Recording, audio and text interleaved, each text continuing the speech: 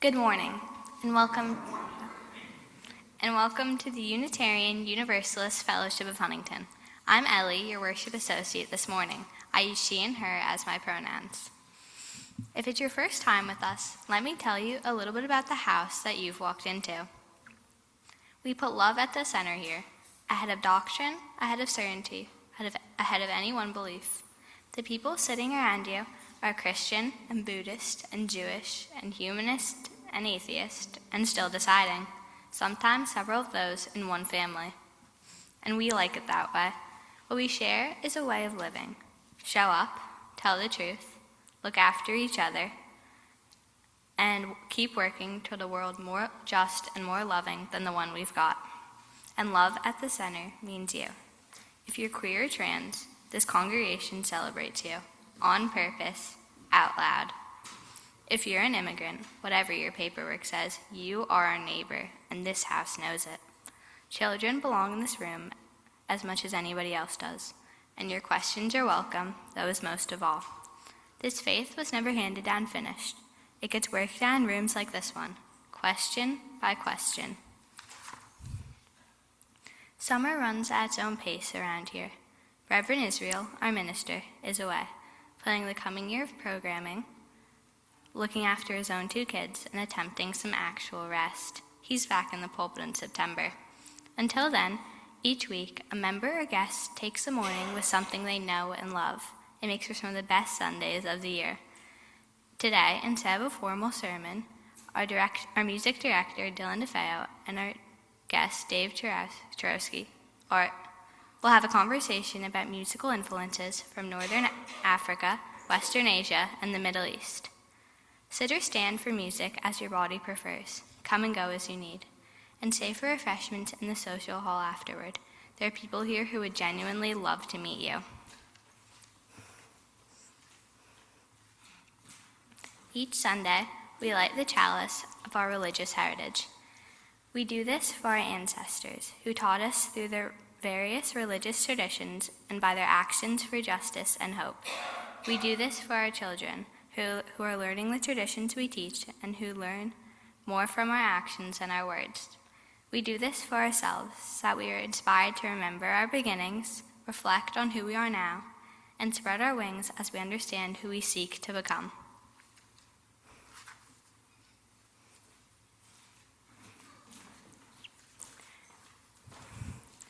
Now we come to what we call moments of the heart.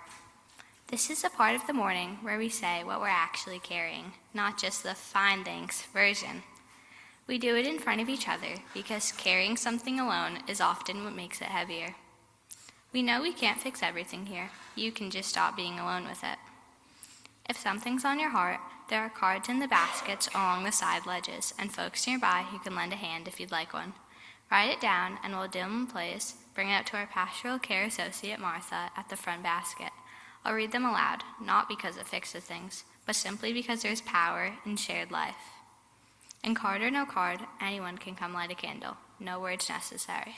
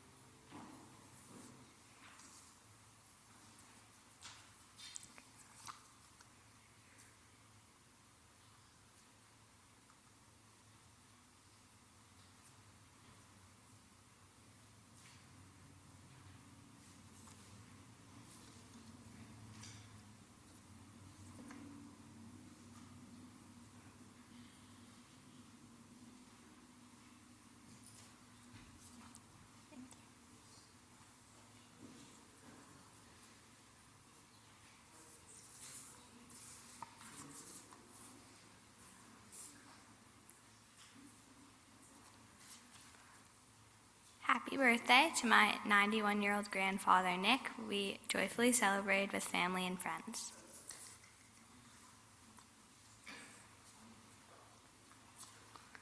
No violence in my name, as I am American. Music is truly a great unifier. We can learn much about our fellow humans if we keep playing music.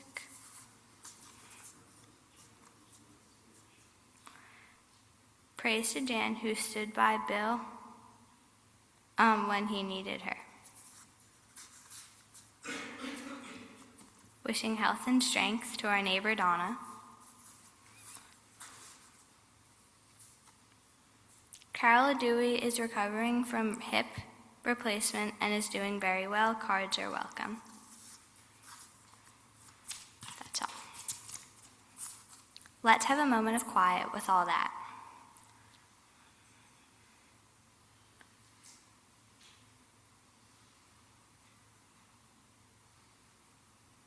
What we carry together. Let's sing it. Spirit of Life, number 123 in the Gray Hymnal.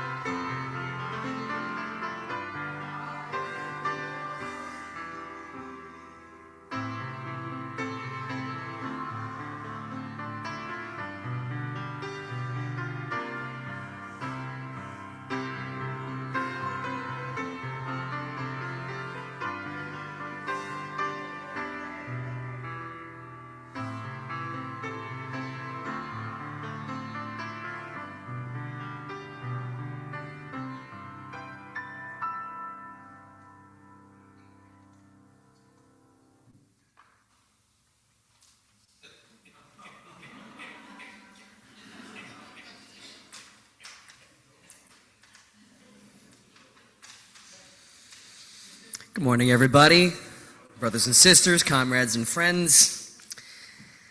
Hailing from the exotic land of Northport, Long Island,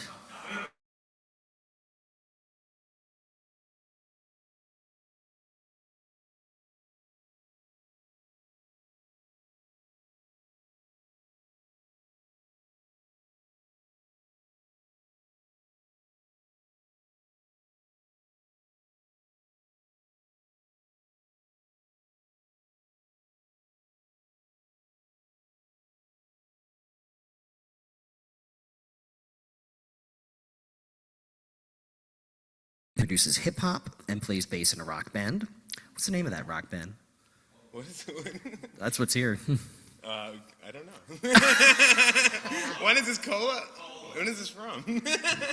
Either way, his influences span many different cultures and genres. Please welcome back Mr. Dave Chorosky.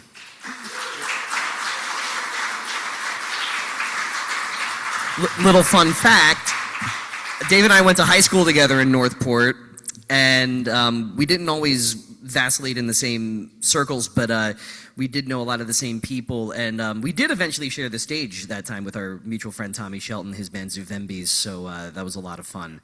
So it's great to talk to you, Dave. It's great to be here. It's great to see you. Great to be here. Wow. So, both of us hailing from just down the road in Northport, I think, you know, and we both took music as our path in life. They diverged into two different ways. How does someone from Northport get into Middle Eastern music? I'm very intrigued. So it actually probably starts with, there was a yoga place in East Northport called Inner Spirit Yoga, and they would do belly dance classes there. And then my mother was like into that a bit. So we were just like, when I was younger, and then they would just like hand out CDs, so I'd have like these mixtapes of like Arab pop stuff, and I was like 10 years old or something like that. Oh, this is cool. I like this. And then I picked up. We went to Egypt when I was 11 because, you know, my mom became interested in belly dance and all that kind of stuff, and, you know, who doesn't want to go to Egypt, big travel. If you know Christine, she was very into travel, no matter what, travel is happening, you know what I mean, kind of thing, which, I kind of live by that too, you know what I mean? And then, I remember getting a darbuka there, which is this drum over here, and then just came back and I would play for the dance classes, the belly dance classes, when I was 12, 11 years old at the yoga place. So I was that was my first job, was doing that. And then another roundabout way is, who here remembers the Renaissance Fair? Mm-hmm. Yeah, the hands going up. I love it. Yeah, the fried oranges. Was that a correct memory? It might be, but okay, nice. Okay, good. I needed that clarification. So, through that, that was run by the SCA too. Had a large part of that, and SCA used to do stuff here. I don't know if they still do. Sometimes they probably still do. I would imagine they still do. So the SCA, there's a big SCA festival called Penzik, and it's a big camping festival. There was another person here, Linda Schilling, if you remember her. She would go, and then we decided to just go one year when I was 10 years old, and I'm 31 now, and I've never missed a year. So I'm pretty much a fixture there, you know what I mean? So there was also other people playing belly dance and more the belly dance style music. So I kind of got into, picked up, someone was selling sazes there, which is this instrument. And, these are great instruments. This is a Turkish instrument. And, these are very, very well produced. You know what I mean? I think there's a legacy of the Ottoman craft guilds and the instrument makers. So it's you can get pretty nice ones of these for not that much, and they're playable and great. So I got that and I enjoyed it. And then I just remember being about 12 years old or something, and I gained that, and then realizing in my town was one of the best oud players in the world. And then his daughter was someone who I knew. So I kind of got lessons from him a little bit. His name was Bassam Sabah, and he died a few years ago, but excellent oud player. He was the head of the conservatory in Beirut for a while. And just in all, phenomenal. He ran the New York Arabic Orchestra. So then I remember just through that, being interested in that, and New York Arabic Orchestra, sometimes they play in the park, in the library, or I go see them in the city at places. And it's funny, too, because I know all those people now. And I'm I remember seeing you when I was with that old show. And then, I would go to that Penzik Festival, and I just was here, I was playing, and I was there, I was playing, and then I would play with bands at that Penzik Festival, and then, as I was graduating high school, they were we need someone to play lead instruments to travel the Renaissance Fair, and we're going to play, Balkan stuff and all that. I'm okay. So that's why I just did that, and then I kind of came, and then that was good for a while, and then I wanted to just kind of come back to New York, where we really take things more seriously, and then more in the Arabic scene, and then the Greek music scene. Always been interested in Greek music and played and been around it, and I just kind of got swept up into that. So yeah, it's weird too, because I didn't grow, it's not culturally something relevant to me, but I didn't really seek out any of it too hard. It was kind of you're doing this now, and I was this is what I'm doing now, great, love it, you know what I mean? It was oddly organic, it just kind of oh, you can do this, you should do this, you know what I mean? So, okay, sure, you know what I mean? And then I remember the oud teacher I never really got that many lessons with when I was younger, was always pressing to my mom, just have him keep with it, you know what I mean? Have he can do it, just have him do it. So that's basically that, and now here I am today. So yeah, a lot of times I'm playing Arabic music and Greek music mostly, some Turkish music, but it's just it's just who you encounter and stuff, you know what I mean? We're in New York, it's a very Greek place, you know what I mean? There's a lot of, so I'm always in Astoria and playing in the dances and stuff, and I have some Greek bands, and also with Arabic music, big Arabic population, you know what I mean, and South Brooklyn and Queens and stuff, so, and it's a great scene, and everybody, yeah, so that's just kind of how it happened, and just coming back to New York. It was also kind of they made college free for New Yorkers, so I was traveling the Renaissance Fair circuit, and then Larry's okay, school's free, go to college. So I went to City College and did a music audio degree, which was awesome. And so yeah, I just basically what I do now is play music, and I work in film, sound, and audio. So just doing all that kind of stuff, and I guess that's where I'm up to right now. Oh, very cool, very cool. Now, before you got into music with Eastern structures and stuff, did you start with a Western music education?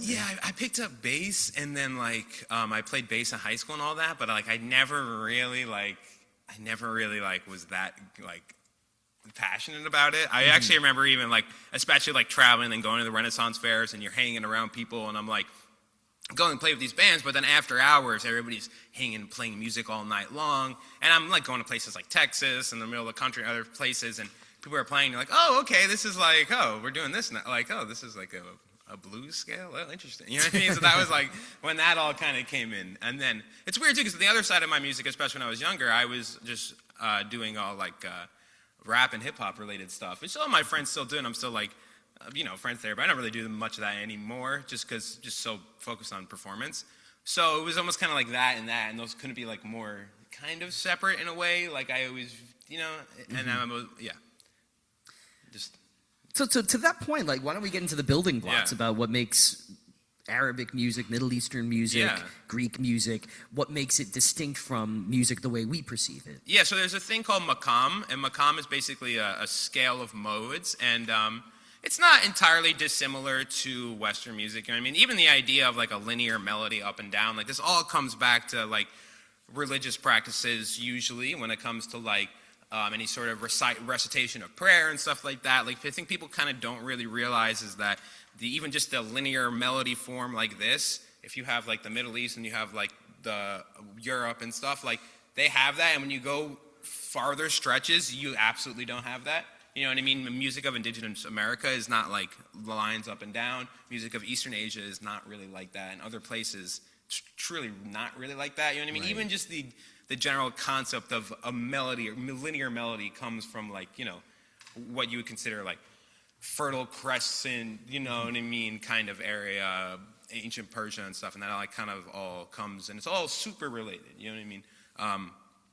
All this stuff, there's lots of crossover, and it's odd. I think there's a lot of differences, but it's way more similar than I think you would kind of realize. I think in a core way, Right. But there's some definitely major differences. Now it's largely monophonic. There's not like chords really, or there's not really chords. It's monophonic, and they're made up of things called maqams. So maqams are like the mode scales. So maqams are smaller scales to make up. They're built up of smaller scales. So if you have in Western music, or if you think you can have a Western music and you go up to the 5 notes and then 4 notes, if you can cut a scale in half, there's a 1/2 and then there's a 2nd half. 1/2 is like this, and then this would be like the home one, and then the second half to make up the 8 notes could be any combination of the 4. You know what I'm saying? And those are going to be different scales, but all part of the same family. And because you don't have the chords, you have a lot more freedom to do all this kind of stuff. You know what I mean? And like really play all the notes in a way. But And one of the primary differences, at least in terms of how notes are tuned, we in Western music use what's called a 12-tone scale. So like, for instance, on the piano, you have your white keys and your black keys. Arabic music, Eastern music, has notes that would be in between those notes. Yeah. So notes that aren't quite, like you might have C and then C sharp. It'll be a note somewhere in between. Yeah, the C half sharp. It's like usually a little more than half, less than half, based on the hearing of it. I would say a big distinction too, when you have like, the interesting thing was like in Byzantine music theory, you would call that like a soft interval, and then you would call anything within the 12-tone a hard interval. So even just that nomenclature is like an interesting way to think about it, as in like everything a piano can only, in that context, a piano can only make a hard sound. It can only make hard sounds. You know what I mean? It just doesn't have the capability of making a soft sound, if you think of it like that. But I think a lot of people think like, oh, the microtones, look at this, it's so spooky and wacky, and I'm gonna put I'll put a little stank on it, or whatever people say. Like, I just think it's more like, it just sounds very, like, 'cause it's also mathematically not that weird too, also, when you really like break it down. So yeah, let's just play something. So I'm gonna play a note here. So in the maqam theory, you'll hear a name, and that name will be the whole scale. It'll be part of the scale, the smaller scale, which is called the jins or ajnas, and then it's also just the name of a note.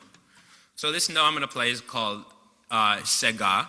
Sega means, I think it means third place. It's like the third spot. So it'd be your mi, do, re, mi. And it's going to sound like this. And I want to play this note, and I want to people to hum along, and let's find this pitch for a second. So it'd be right here.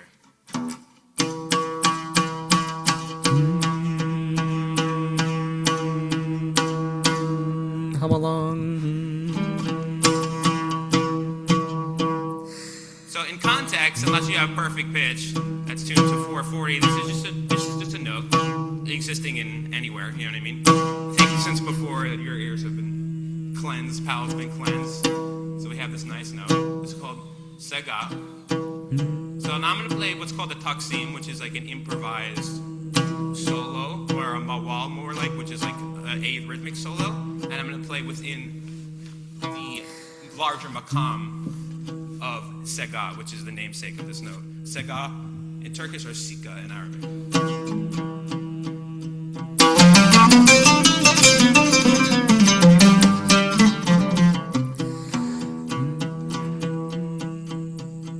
You hear that move? So this is an E half flat. So this is between an E flat and an E on a piano. This is the tonic of the scale.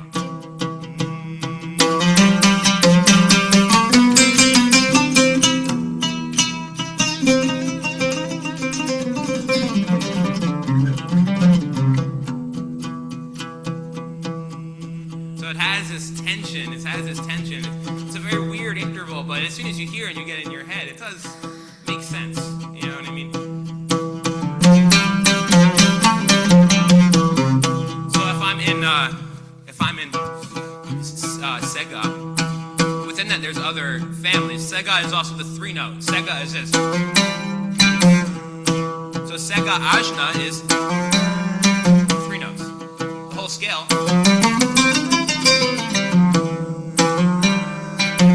So from that stopping point, the G, this is the dominant. If you Western music, it would be called the dominant. What you call the guchlu or the gumaz. And from here is where you would modulate. So if I take from that modulation point a different ajnas, we'll do hijaz from G. This will make makam huzam. So.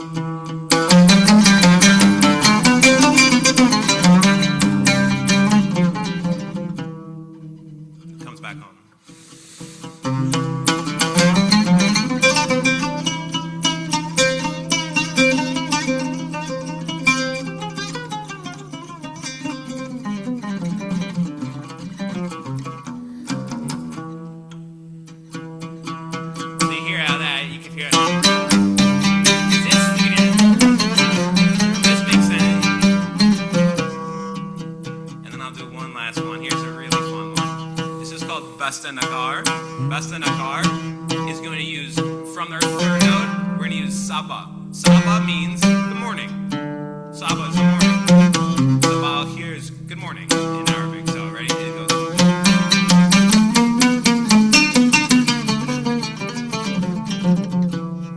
Very strange interval.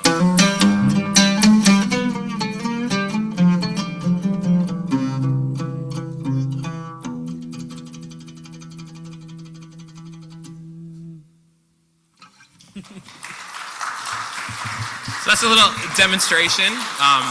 It feels great to hold that note. There's just something about that, because you're like, when you hear me playing, you're like, and then it comes back, and you're like, oh, okay, I guess I get it. And then you keep doing it, and you're like, oh, I guess I get it. It's in your head, exactly. And it's not a crazy, because if you have just another thinking too, is this, if I have a D, and then I have an F, just for the music people here, it's just like a, or you think like that pentatonic, like D. It's all familiar sound to all of us. If that's on a grid, the note directly in between that is the microtone. You're just cutting that note right in half.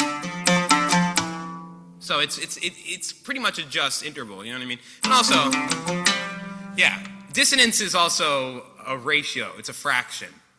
And that fraction is not as high as other fractions we already use in Western music. I'll just say that. Mm-hmm. This is a weird, I don't want to go too crazy there. But yeah. So yeah, that's just a little bit talking about maqam here. And then with maqam too, another thing too is whenever you hear like the azan and the aden, the call to prayer, like they are using maqam in that. And they're going to use a specific maqam for specific things. And they're going to sing within that. You know what I mean? Even the way I play, if you can imagine like a call to prayer, like I play like that. You know what I mean? I'm mimicking that a lot of the time.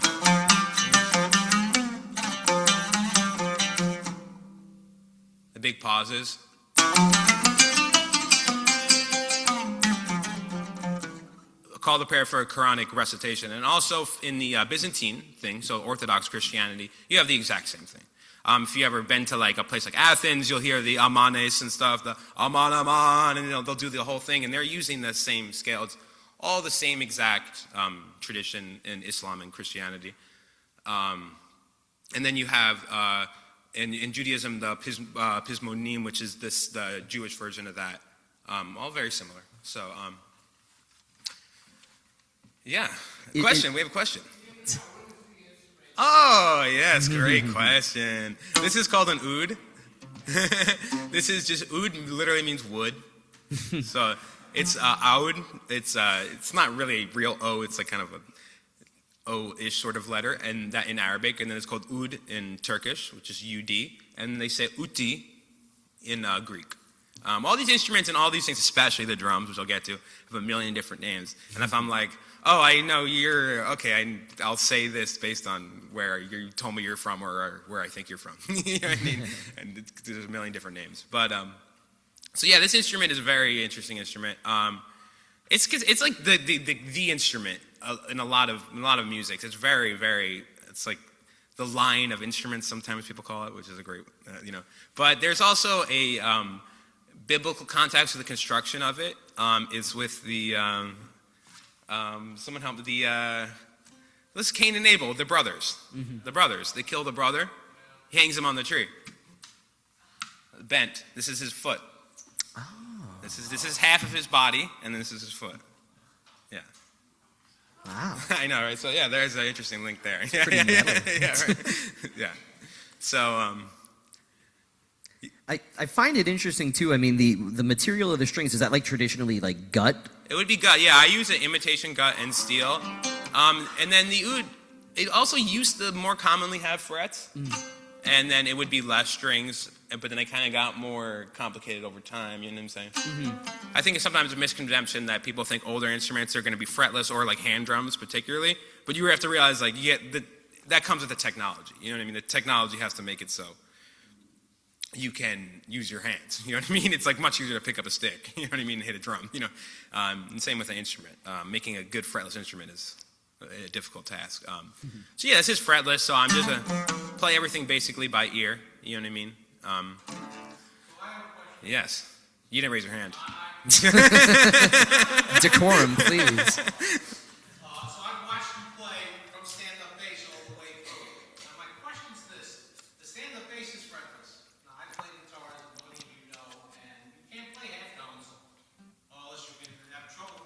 Yeah. Well, you can't, yeah. But you play stand-up bass fretless, and now you're coming to instruments that are also fretless. Now you knew how to find notes in a standard Western musical scale without frets. Now you move to that, and now you have half tones.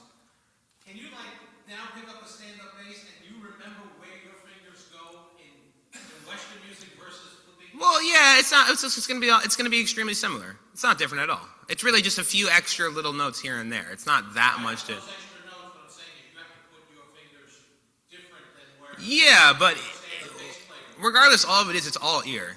It's another big misconception. People think it's like, oh, how do you know where to look? How do you know it's muscle memory? It's like, no, it's not. It's not muscle memory. It's they work together. You know what I mean? You only play in tune by using your ear. You know what I mean? People want to like drill certain things, but it just has to be inside of your head. Yeah, and then you just get the spacing relative to that. It's a weird thing in your head. Yeah. And I felt like I never really played bass. I was just doing it. I played, and I picked this up at 12. I played this almost as long as I played bass. You know what I mean? I barely played bass, so yeah. So, do you want to move on to something? I have one more question before I think we'll have Ellie do the reading. Yes. What is the benefit of having the plectrum, the pick, so long? Oh, yes. Great question. So this is called a risha. So this would originally be an eagle feather. I don't know, but I feel like I can play very fast with this. I can it's not like this holdover. We just do that just because this is like a little bow, I feel like. And I also, there's holds to it, you know what I mean? I also I can go like this and it stays in my hand and a little crease in my hand. So it has this very particular, a very particular hold to it. I hold it very light. I hold it very light, but I can get a lot of volume out of it compared to a guitar pick, and it's just a different vibe. You know what I mean? You just get a different kind of response to it. Interesting. Yeah, it's part of the sound, definitely, especially that fast. Because a lot of times, if you see a note on the page, a whole note, just for me, it's just gonna die. So,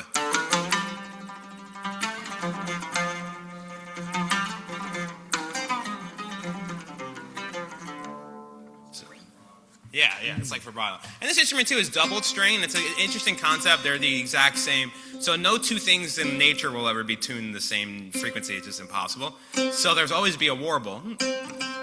So if this is one sound wave, you add the other one on top of it. This is a little different, so they're kind of like rubbing up against each other. It's called beating. So frequencies are going to go in and away, and actually frequencies will cancel out each other. And the positives will be negatives, while negatives will be positives, and that'll filter through. So you're actually getting like this interesting thing that's just naturally always happening when you have two strings. Almost like a chorusing effect. Chorusing effect, yeah. Exactly that. Now,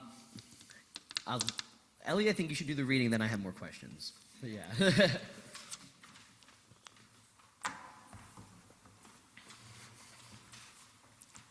You Are Children by Khalil Gibran. Your children are not your children. They are the sons and daughters of life longing for itself. They come through you, but not from you. And though they are with you, yet they belong not to you. You may give them your love, but not your thoughts, for they have their own thoughts. You may house their bodies, but not their souls, for their souls dwell in the house of tomorrow, which you cannot visit, not even in your dreams. You may strive to be like them, but seek not to make them like you. For life goes not backward, nor tarries with yesterday. Now to continue where we left off, so it was interesting because you mentioned the name of one of the maqams means good morning. Yeah, it just means the morning. Sabah means morning. Do certain maqams have different purposes for different parts of ritual, as in like in the morning we're going to play this scale for this song, or? Not as much. I think when you go out into like stuff like raga-based stuff, and they're going to be doing that more in seasonal, it's not going to be as much. I think in more Byzantine stuff they're going to be doing that, but the specifics of that, that's I would say yes, and I think people who do more religious recitation, but in just like normal practice, not as much, just because the maqams have such hazy origins and all this kind of stuff. It's like it's not like so set in stone. Like don't even like a lot of people. These names are just kind of like random names. You know what I mean? Like sure. Persian names that got fuddled around, and now they're in Arabic, and they also like don't even. Yeah, they just have weird meanings. People can't even trace sometimes. Interesting. Now, what are some of the other instruments that you have here? Oh, yeah, you have the saz, you have the oud. Yeah, so let's see the tuning on this thing. Okay. So I'll just play this for 1 second, and I'll bust out the drum. This is called a bazouk. Has anybody heard of a bouzouki? So this is a bazouk. So this is like a different version of it, maybe like an older version of it. This is an Arabic instrument. Bazouk kind of means like weird or irregular. And again, it's not like even common words anymore, you know what I mean? It's very prominent in like Arabic music, especially in like places like Lebanon and Kurdistan, super big. So the instrument, we call this one irregular or broken because the middle string is an entire octave lower. So yeah.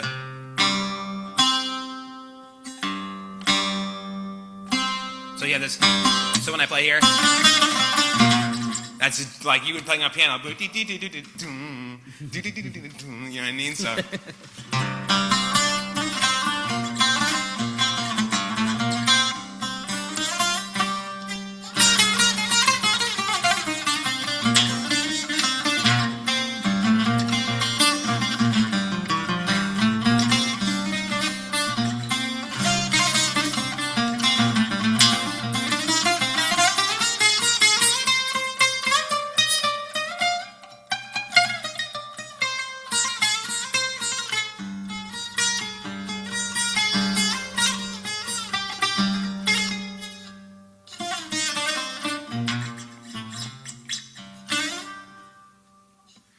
a very folky instrument. But it's nice to get that low, because this is as low as a bass. You know what I mean? This is as low as.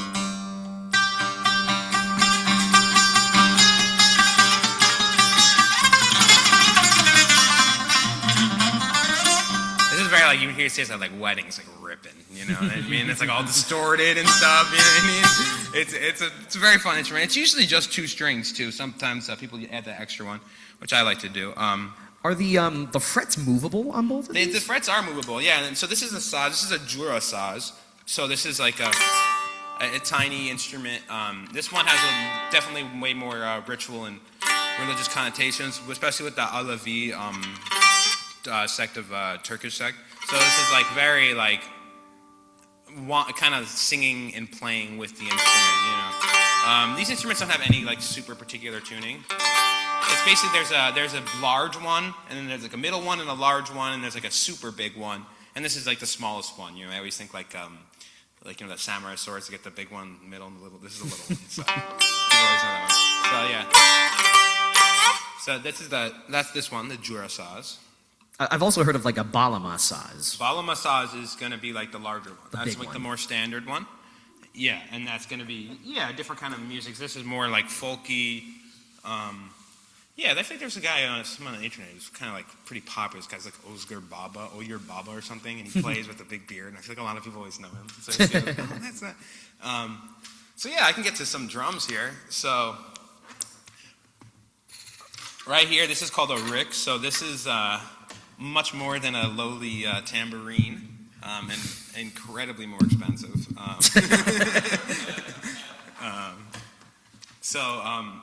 This instrument is very interesting. I feel like the tambourine in all its facets is just like the soul of like the Mediterranean. You have like the tamburello in Italy, and you have like the defi, and you have in Spain, all around. Just like such a vital, such an important instrument. You know what I mean? That gets overlooked a lot, and a lot of times too. Especially, this is both. In Islam, maybe it's in Christianity too, but a lot of times, one of the only, especially for religious stuff, the permitted instrument to accompany religious prayers and a lot of like just like an Abrahamic religion in general is frame drums or defs or tambourines like this. There's just something about it. It's just considered more proper to play that when you're accompanying religious recitation. And you know, I mean, these instruments go all the way, and they do all sorts of stuff. You know what I mean? And there's so many different evolutions of it. This is called a rick or a def. This one is from Lebanon. This is like a very nice classical one.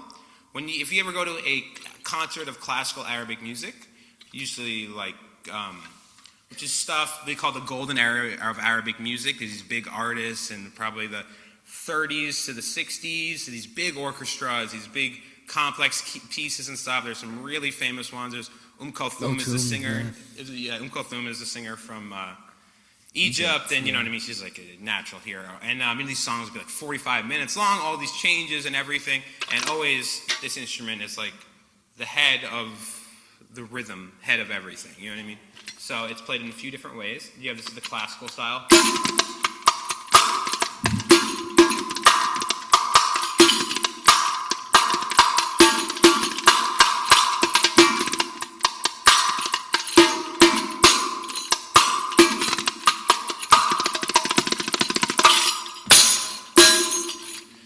So it's like you're playing on the head. It's a very, you're using every finger. So I will 1, 2, 3, 1, 2, 3.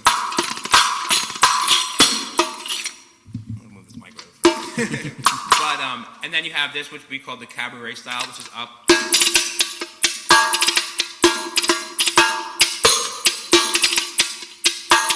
And you switch in between.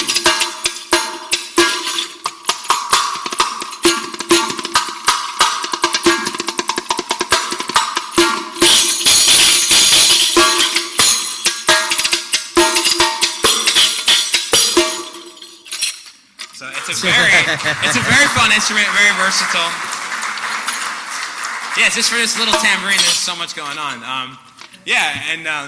That beat I was playing would be called Samai Takil. Samai Takil is a 10-beat rhythm, very common in Arabic classical music, but also very common in Turkish Ottoman makam. And there's a thing called the fasl, which is like It's an entire show, like a long show, and it's going to be in one maqam. Okay, we're up. And that beat, and this would be the final beat for that. So each would be a bunch of different songs in that same maqam, and then the finale one would be in this semi 10-beat rhythm.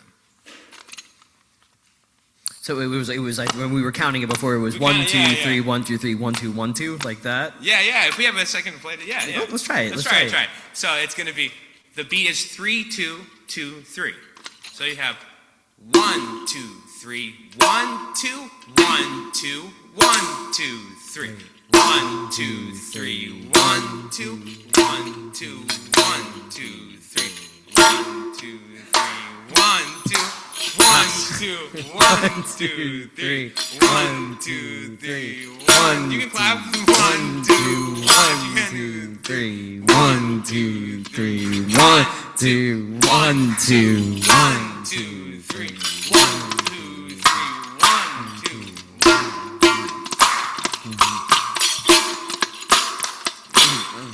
1, 2, 1, 2, 3.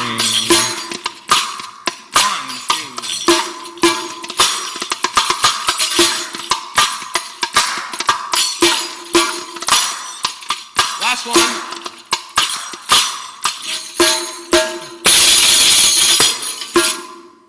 Yeah. Very cool stuff. And then this here is a duduk? This is a darbuka. Darbuka. Yeah. Darbuka is an Armenian wind instrument. Yes. Relative of the clarinet. Yes. This is a darbuka, a dumbek, a tabla, a tubaleki, a derbeki, a dombuka. Depends who I'm talking to. That's just how that goes, you know? So in America, a lot of people say dumbek. Dumbek is what I meant to say.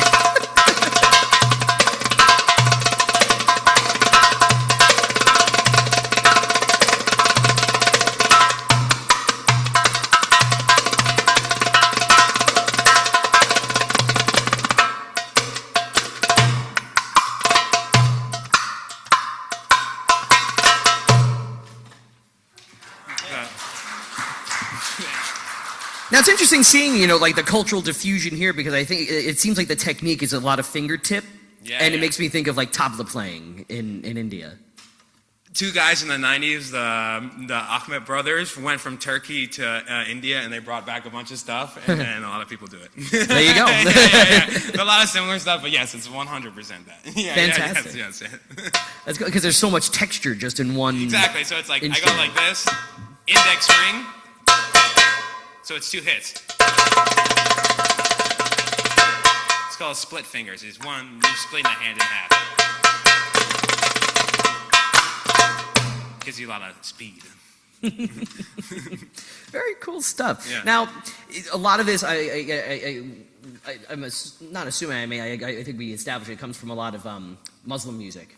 And there was some that was Jewish, some that was Christian. Is it in different traditions? Is there different emphases, like not Sufism versus Sufism? Well, yes, that's the one. Yeah. That is the one. Honestly, and a lot of the Ottoman stuff comes from the Sufi order and stuff, and the lodges, and they would play these long fossils that I was talking about.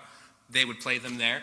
But when it comes to the music, it was like it's all very related, especially with like the call to prayer and all that kind of stuff. But I would say it's fairly mixed. You know what I mean? I would say, and there's like folk traditions and stuff like that.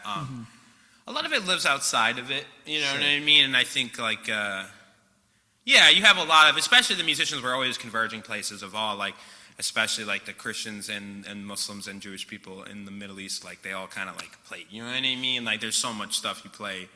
You know what I mean? Musicians always know that. Musicians always know that everybody's all related and we're all. You know what I mean? Yes. Sometimes I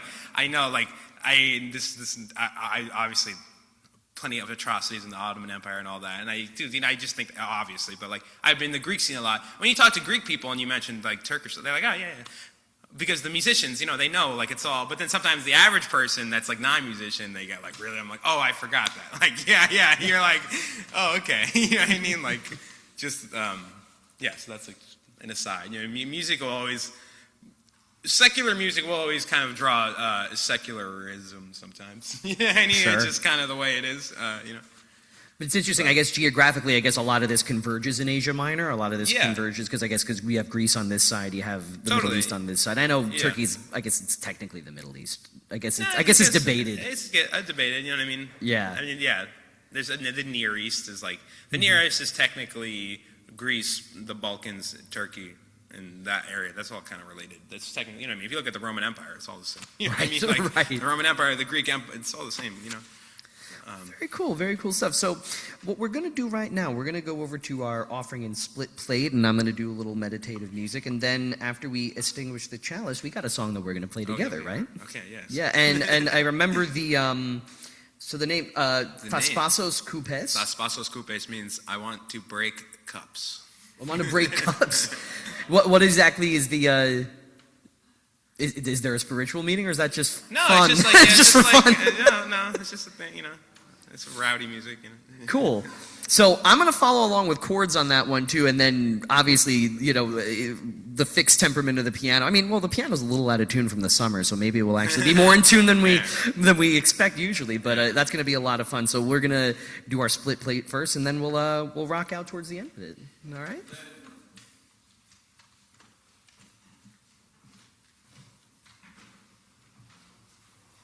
Our offering this morning supports our split plate program, which means undesignated gifts are shared between the UUFH and our charity of the month unless you specify otherwise. We use Realm for electronic giving. You can scan the QR code on the screen or text UUFH to 73256, or use the Realm app if you have it on your phone. The default fund is Sunday Split Plate, but you can adjust it using the drop-down menu. This month, our charity of the month is Long Island Cares. Founded by the late Harry Chapin in 1980, Long Island Cares, the Harry Chapin Food Bank, has worked for more than 4 decades to ensure that no Long Islander goes hungry. Today, that mission is more critical than ever. The price of groceries has climbed dramatically, transportation costs remain high, and household budgets are stretched beyond their limits. Hunger does not discriminate. And at this moment, helping our neighbors is a revolutionary act of compassion. Any funds raised through this congregation split plate offering will directly support the Long Island Cares Huntington Station Food Pantry, helping provide nutritious food and essential support for local families, children, veterans, seniors, and individuals experiencing hardship.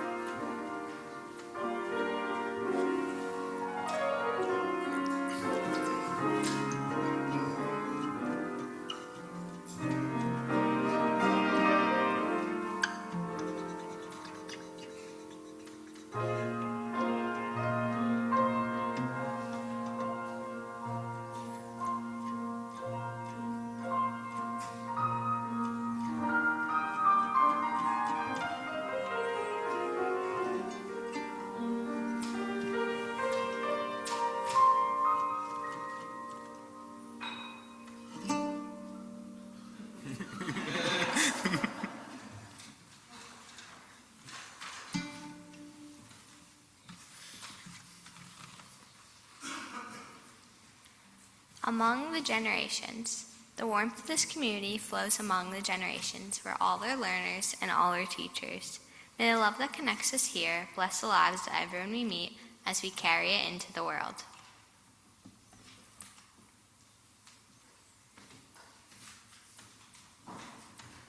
So, count it up, I'll follow you. All right. Let's go vamp the rhythm for a second. Sure. This kind of song would be called Shiftateli, usually accompanied by belly dance and Greek music. It's a nice break from the line dance. You know, you do the line dance all the time, and then this song comes on, and you and like all the uncles go fake belly dance. You know, and it's like it's not a real specific dance. You just kind of do it. You know.